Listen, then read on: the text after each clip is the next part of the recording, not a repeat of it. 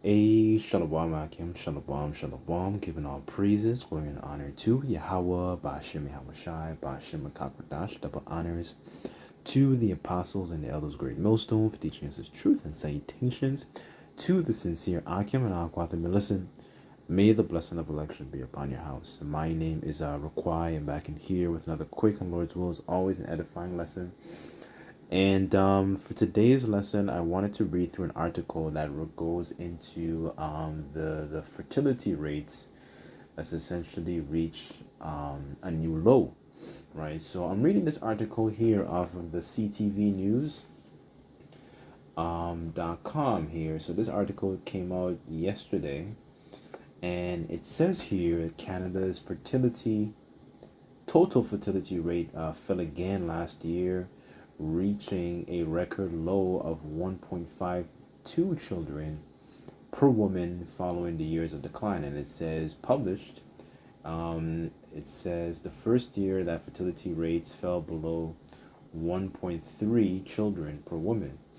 The countries below that threshold, now including Canada alongside Switzerland, Luxembourg, Finland, Italy, Japan, Singapore, South Korea, are considered having ultra low fertility rates. So these are different nations here that are having a crisis in regards to their fertility rates. So people are not having children as they used to be because they're being targeted by other factors such as the economic lifestyle, because things are becoming a lot more difficult as they used to be, right? People can't afford essentially to even house these children. So why would they even have the mindset to have children when they don't have funds, or they don't have the resources to be able to house them, right? So here it says below, it says decades of decline. It says Canada's fertility rate has fallen for decades from the peak of nearly 4 children per woman in the late 1950s. In 2024 report from Stats Canada notes that the steepest drops in fertility came during the baby bust, roughly between the 1960 to the 1975, and as access to medical contraception and abortion grew across the country. It says other impactful periods such as the Great Depression, the Second World War, which respectively decreased. Then the increased birth rates, as well as the outset of the vid-19 demic. I'm going to say it like that. When fertility briefly jumped before resuming its years-long decline. In 1972, the Canada's fertility rate fell below the threshold of 2.1 children per woman, commonly referred as replacement fertility, the minimum rate required to maintain a stable population through births alone, right? So these nations, especially Canada, have a one of their how do you call it, their I don't want to say tricks, but one of their avenues that they do to essentially backfill this problem is to basically use immigration. So immigration is basically a tactic where they used to be able to kind of fill in the population and fill in the gaps, basically, because you have people who are not actually having children as much as they used to, right?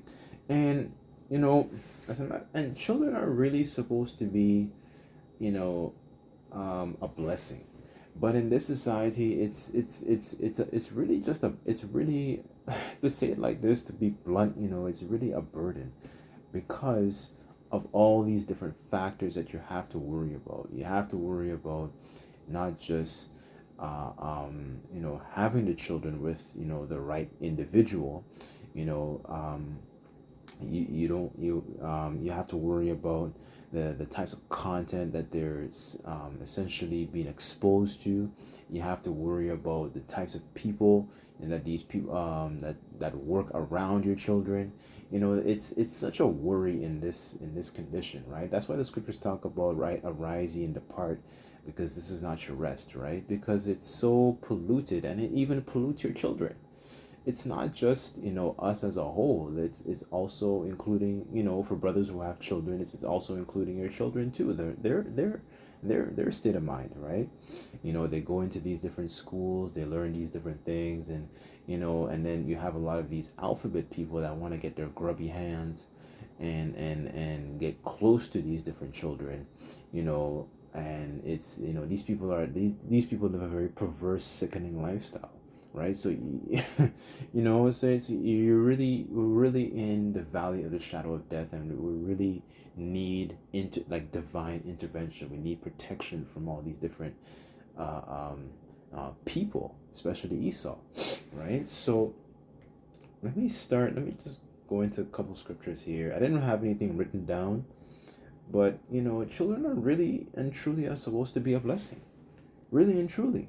We're supposed to, as a man, as an Israelite man, one of our commands was to actually be fruitful and multiply, right? When you go into the Genesis, the first chapter, that was one of our things that we were supposed to do, replenish. You know, this is Psalms chapter 127, verse 3, and it says, "Lo, children are an heritage of the Lord, and the fruit of the womb is his reward. As arrows are in the hand of a mighty man, so are children of the youth." It says, verse 5, "Happy is the man that hath his quiver full of them.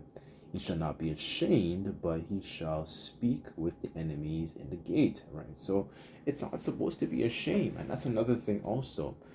Um, an Israelite man having a lot of children in this society is seen as a shame. For example, there was an interview years ago, either years or last year or year before, with this woman and the singer, or the rapper, I'm sorry, Akon. And essentially they're having a dialogue, because I think he has about 9 children, and I think Nick Cannon, he has about 11, 12, or 13. It's up there, right? In the double digits. The point is, these men get shamed for having a lot of children. And yet for all, they're in the right spirit, right? In the sense of, let me say that gently, they're in the right spirit of actually being fruitful and multiply. But here it is, our women are being bamboozled by the philosophies of the serpent, where they think it's more advantageous to actually delete their children, and think it's more profitable to do so, as opposed to a man having another spouse, right? That's part of our culture, that's part of our customs. You know what I'm saying? Because in that respect, then you're able to actually multiply and duplicate yourself, as an Israelite man, right? You're able to actually fill your quiver. You're filling and adding duplicate versions of yourself into your house. The Lord is always about I guess increase, in the sense of like not diminishing the seed per se, because like when you go into certain customs, like for example, like the levirate marriages, right? I think that's how it's commonly known in parts of Western Africa. One of the things that and this is found in the Deuteronomy, the 25th chapter, when if you have a brother, and let's say that brother has a wife and no children, and that brother dies, then you go into that wife, and you copulate, you bring forth seed, right, to bring forth children, right? It was always about replenishing. This is why we have customs like that, right? So, and that's another thing why, another reason why you see fertility rates dropping also, because you see the ways and the manners and the practices that are practiced, that are implemented, I should say, in this society because they're not really and truly following the ways of the Lord, right? So let me go to Isaiah.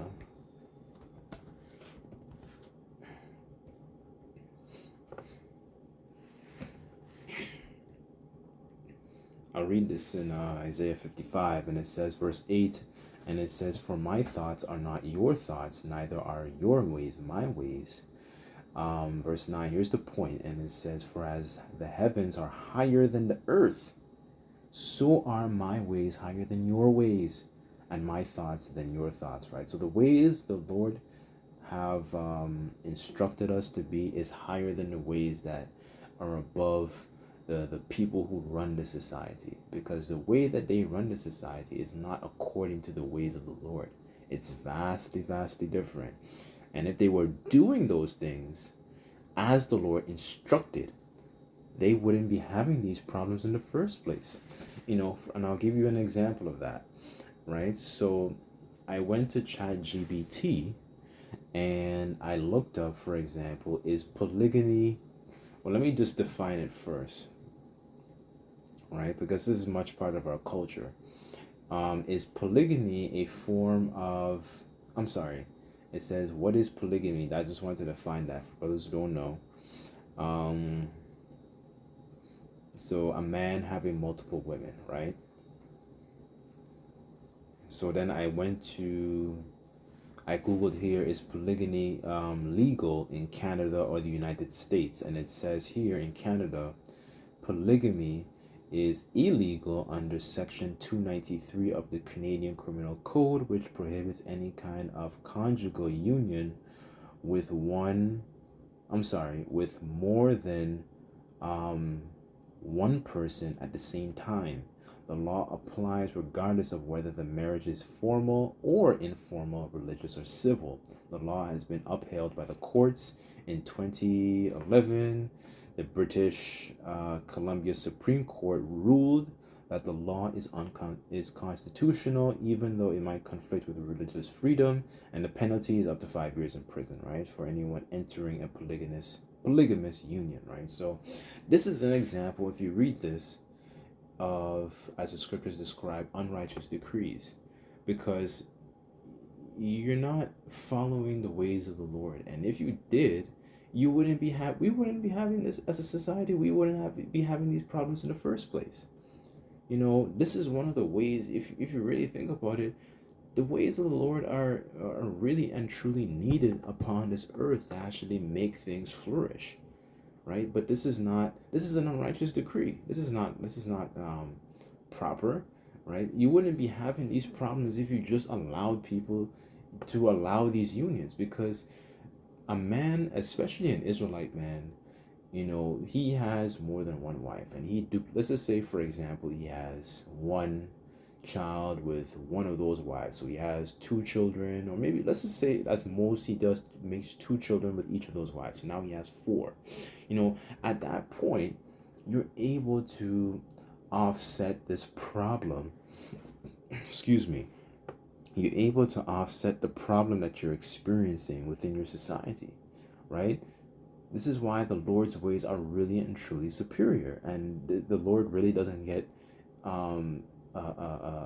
enough credit for his ways, because you have somebody after the manner of Satan, who's thinking that he's likened himself unto a god, thinking that he is God, to roughly paraphrase. He believes that his ways are above the ways of the Lord. You're just the thing created. Esau is just the thing created. That's all you are. You're the whipping stick. You're the modern day how do you call those things? You're just the modern day adversary that's used to punish our people, right? But this right here is an unrighteous decree. Lower down here, it says the U.S. So polygamy is illegal in all 50 states, right? It says, while bigamy, which is being legally married to more than one person, is a criminal offense, many states also have laws prohibiting, I'm sorry, against cohabitating um, in a polygamous relationship, even without multiple marriage licenses. It says these laws vary by state to state, but generally only one spouse is allowed, right? So when you go into, places in the East, you see that there's a strong contrast, um, you know, towards these things. These are just examples of unrighteous decrees. As a matter of fact, let me get it. Let me just get that. One second.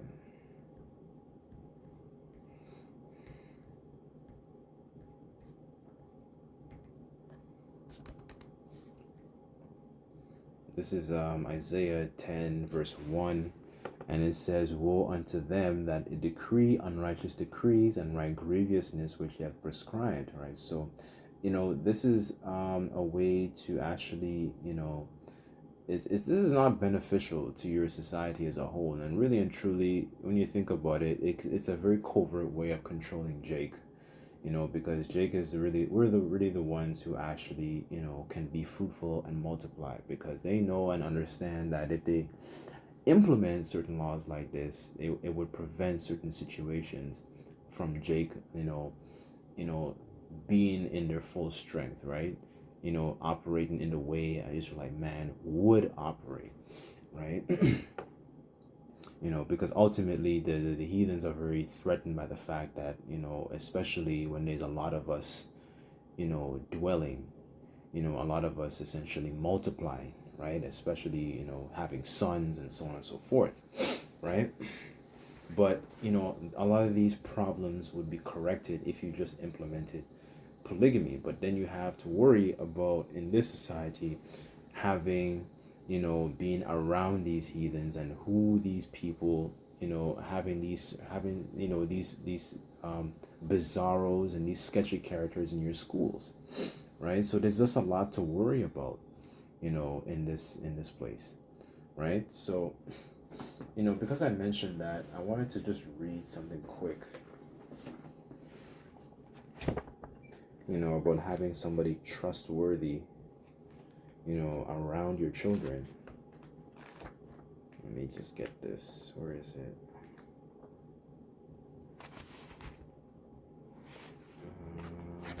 Bear with me. Let me look for this.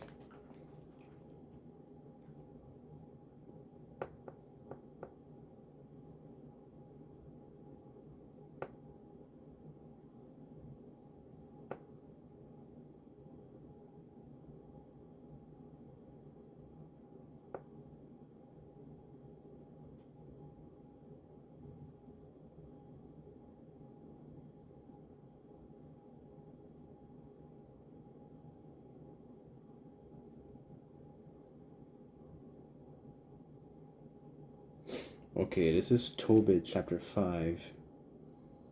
Um,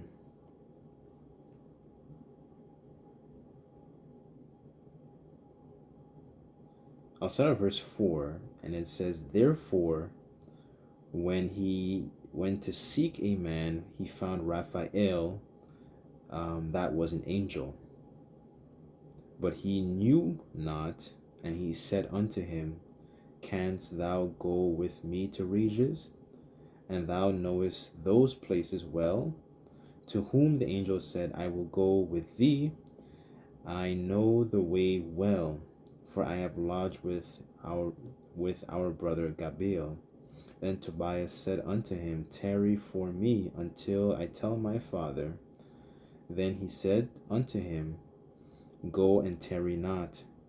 For he went in and said to his father, Behold, I have found one which will go with me. Then he said, Call him to me, that I may know what tribe he is, and whether he be a trusty man to go with thee. So he called him, and he came in, and he saluted one another. Then Tobit said unto him, Brother, show me of what tribe and family thou art. To whom he said, Dost thou seek for a family, or hired a man to go with thy son? Then Tobit said unto him, I would know, brother, thy kindred and thy name.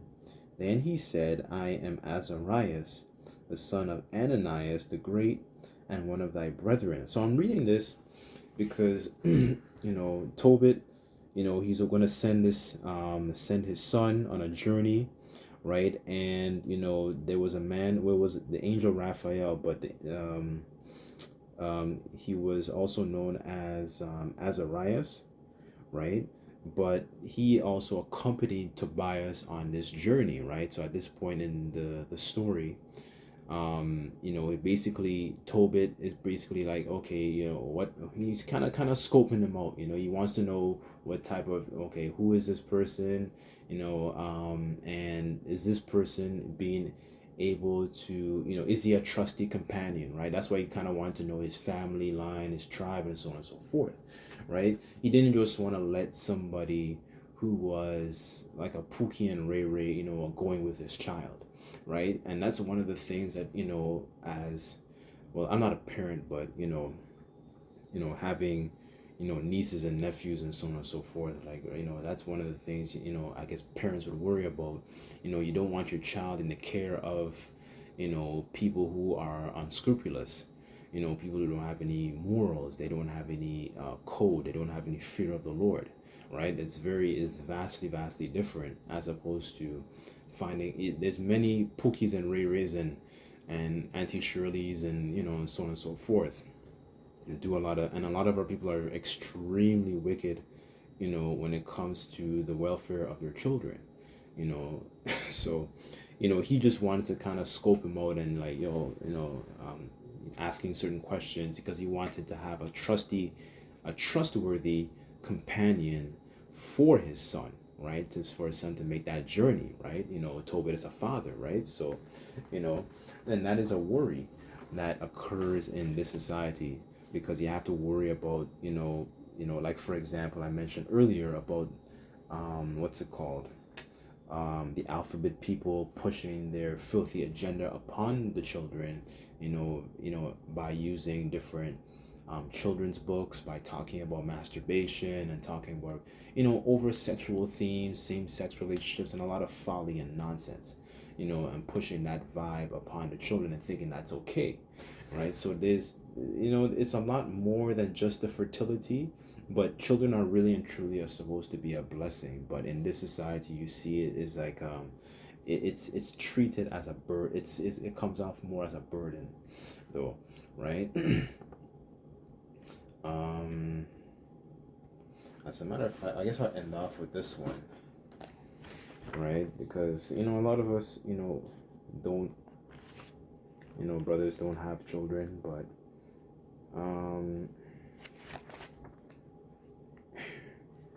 the scriptures do say one shall become 1,000, right? So, in the kingdom we'll be able to have a lot of children. You wouldn't be worrying about all these different trivial things as in these times, especially, fertility. And that's another thing that's also affecting fertility.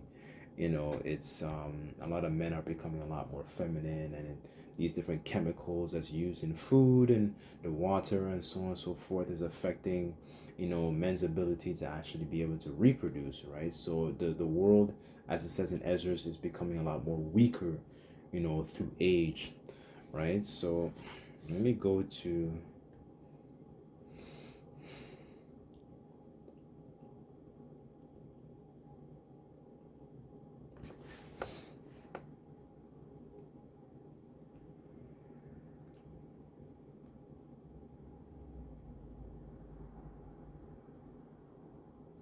um I'll read verse 8, and this is Isaiah 11:8, and it says, and the suckling child shall play on the hole of the asp, and the weaned child shall put his hand in the cockatrice's den, right? So showing you, you in the kingdom, I'm gonna have to have these, these different mortal thoughts that as parents, you worry about in this society, right? Because you're not going to be thinking about the who they're going, who they're dwelling with.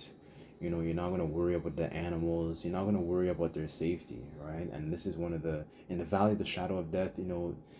Safety is not guaranteed, right?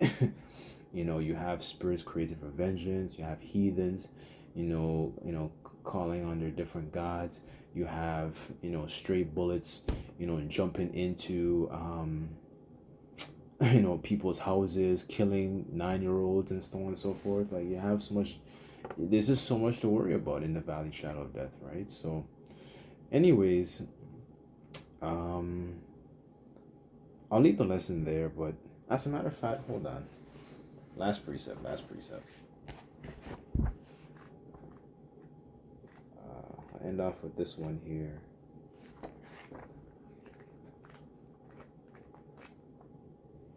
This is Wisdom 4:1, and it says, "Better it is to have no children and to have virtue, for the memorial thereof is immortal, because it is known with the Most High and with men," right? So, and the scriptures do say that it's better to die without children than to have them and they don't have a fear of the Lord, right? So, having children is one thing, but then, man, like, them to have a fear of the Lord also is another thing. There's a lot of these nigglets out here, they ain't got no fear of the Lord, man. They have zero fear, right? So, that's pretty much it. Lord's will, this lesson was really and truly edifying. I'd like to give all praises, glory, and honor to Yahweh Bashim Al Shai. Until next time, I say Shalom.